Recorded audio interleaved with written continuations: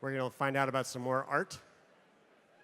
Some of the art you've seen are folks who brought pieces multiple times to the desert. How many have you have been out there and seen something, maybe it's your first year, and I know my first year, I walked out with my jaw just down the whole time, looking at stuff, being inspired by stuff. And the first thing I did when I got back to San Francisco was get involved with an art team and start making art collaboratively with other people. It can be, as you know, so very inspiring. Well, Michael Ciulla went to Burning Man for the first time last year. He's from Los Angeles, and he had those annoying Burning Man friends who were like, oh, it's so great, man, you wouldn't understand. And he's like, no, I'm not going to do that. And then he did, and then he was like, oh, my Lord, I'm doing this. And not only am I doing this, but I'm doing art. I'm bringing art. So as a long career filmmaker, he's taking his hand at sculpture and trying something you're going to love. This is one man's army, Michael Ciulla.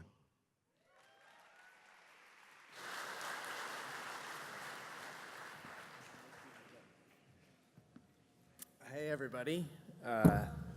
I'd like to thank Burning Man and the honorarium program for having me. They really sort of gave me the confidence to even try and enter a new field and do something like this.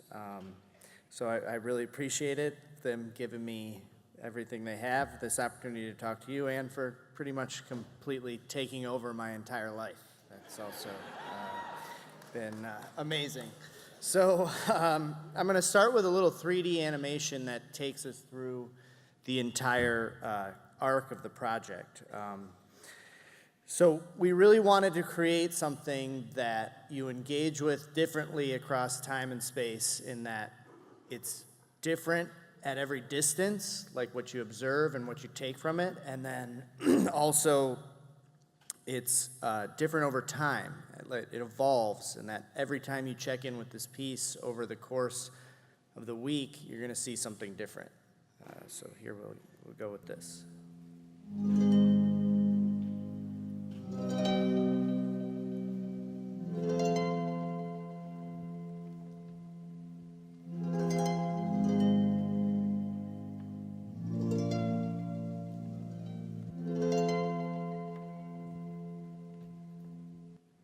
Okay.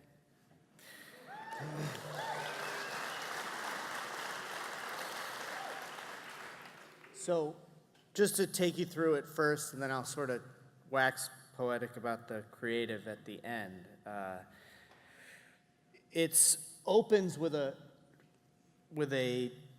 10 by 10 grid of 100 life-sized figures. So we got to those figures by sort of being inspired by the terracotta warriors of China, in that they look the same from a distance, but each one, a craftsman put an individual face on the actual statues. So speaking back to that idea of evolving over distance, when you see it from afar, it looks like they're all the same, but once you're meandering through the grid, you start to notice that they're all individual. And the way we got to that, I'll start with the body. The body is the same, and we created a body by taking a 3D scan using a point cloud scanning technology of a man and a woman, and combining those to create a truly androgynous figure that is basically me and my girlfriend, because she's the only person I felt comfortable asking to get naked for an art project. The body is actually made of a paraffin wax, which is, used because it's flammable, because we're going to burn these things, but it's also one of those instances of, like, we didn't originally want to use it, but the principles sort of shaped the design. What we wanted to use first, they told us we couldn't burn, but it's one of those instances where it's really actually made the piece stronger aesthetically and made the burn more epic.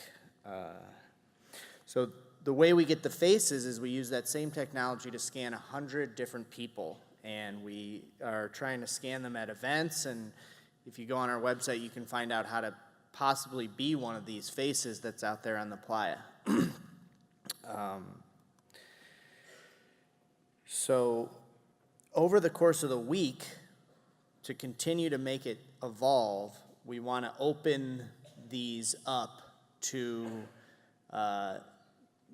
basically be a canvas for other fine artists to, do their work on as sort of a living mandala, and then leaving a portion of them open for burners to just sort of, decorate them however, or, I know vandalism is a touchy subject, but, vandalize them a little bit, just leave it open.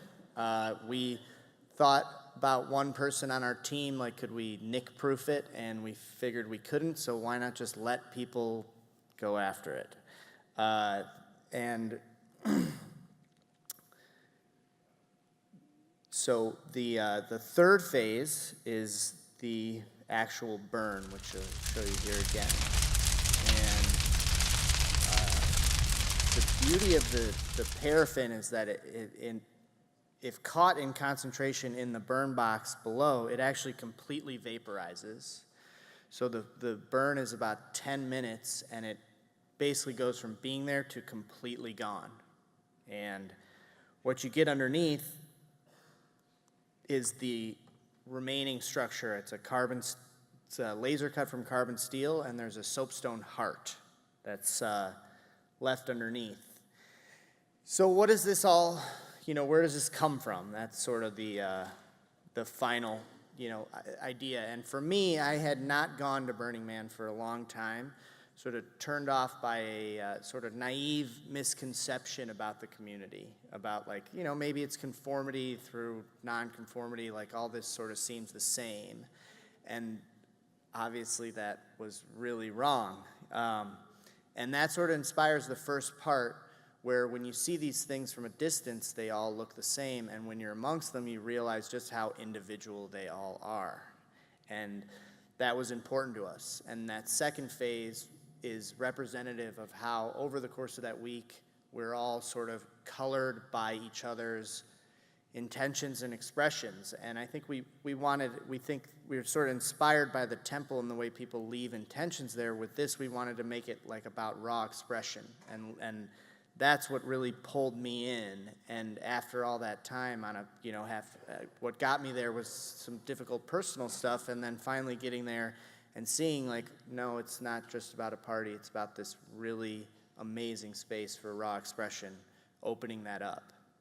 And then the burn and the transformation back to all being the same is sort of representative of how we all experience that impermanence while we're there, and we're transformed to being the same. And the heart represents the type of person that ends up there, where you have to have an open heart to really experience this and take it in.